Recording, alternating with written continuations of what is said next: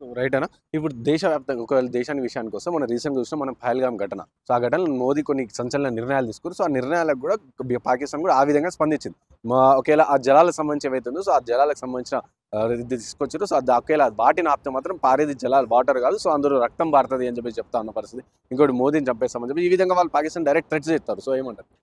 ఈరోజు మనం గమనించాల్సిన విషయం ఏందంటే, మోడీ గారిని టచ్ చేసే పరిస్థితి ఎవరికి ఉండదు. ఎందుకంటే మోడీ గారికి ఒక భారతదేశంలోనే కాదు, ప్రపంచవ్యాప్తంగా ఉన్నటువంటి మిత్ర దేశాలు చాలా ఉన్నాయి.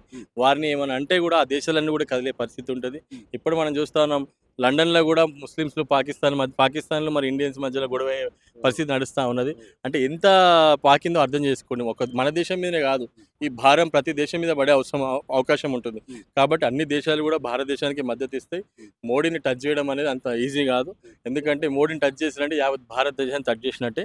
అది పరిస్థితి జరగదు. మోడీ గారు తీసుకున్న నిర్ణయం చాలా మంచి నిర్ణయం. గతంలో జవహర్లాల్ నెహ్రూ చేసినటువంటి తప్పుని సరిదిద్దిండి. 1971లో జరిగిన తప్పు ఈరోజు మోడీ నాయకత్వంలో సరిదిద్దిండని చెప్పేసి ప్రజలందరూ అనుకుంటా ఉన్నారు.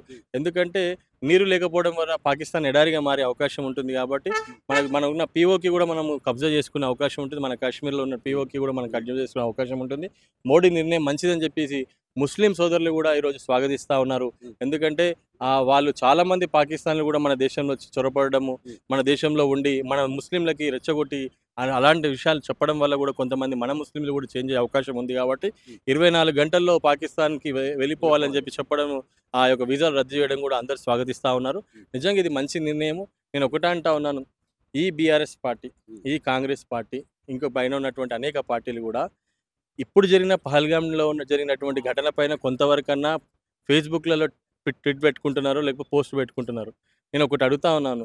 మొన్న జరిగినటువంటి బంగ్లాదేశ్‌లో హిందువుల మీద జరిగినటువంటి దాడి జరిగినప్పుడు ఎందుకు స్పందించలేదు? వెస్ట్ బెంగాల్‌లో హిందువుల మీద జరిగిన దాడి మీద ఎందుకు స్పందించలేదు? ఈరోజు భారతదేశం మీద జరిగినటువంటి హిందువులను ప్రత్యేకంగా నువ్వు హిందువా, సొంతి చేసుకున్నావా అని చెక్ చేసి చంపినందుకు భారతదేశం మొత్తం గలం విప్పింది కాబట్టి ఇప్పుడు ఈరోజు కనీసం పోస్టులు పెట్టుకొని వాళ్ళకి ఏదో నివాళులర్పించే ప్రయత్నం చేస్తా ఉన్నారు. నిజంగా చెప్తా ఉన్నాను, భారతదేశంలో ఉన్న ప్రతి ఒక్కరు ముస్లింలే ఉండొచ్చు, హిందువులే ఉండొచ్చు, క్రైస్తవులు ఉండొచ్చు, భారతీయులు అంటున్నాం మనం. కానీ బంగ్లాదేశ్‌లో ఉన్న వాళ్ళందరూ ఏంటిది? బంగ్లాదేశ్‌లే గదా!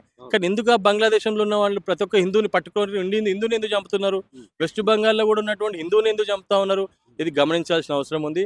ఏ హిందువు మీద చేయబడ్డా గూడా ప్రతి ఒక్కరు స్పందించాల్సిన అవసరం ఉంది. అతను హిందువు గాదు, భారతీయుడు.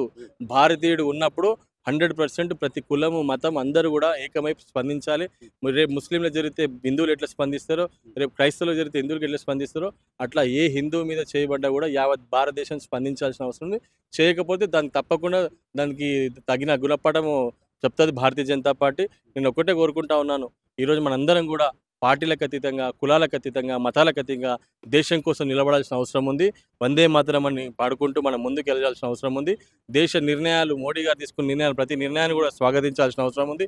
రేపు ఆర్థిక భారం మన మీద పడ్డా కూడా ప్రజలందరూ కూడా దాన్ని స్వాగతించి ఆ పాకిస్తాన్‌ని మట్టి గట్టిపించేంత వరకు కూడా మనందరం కూడా సపోర్ట్ చేయాల్సిన అవసరం ఉందని తెలియజేస్తా ఉన్నాను.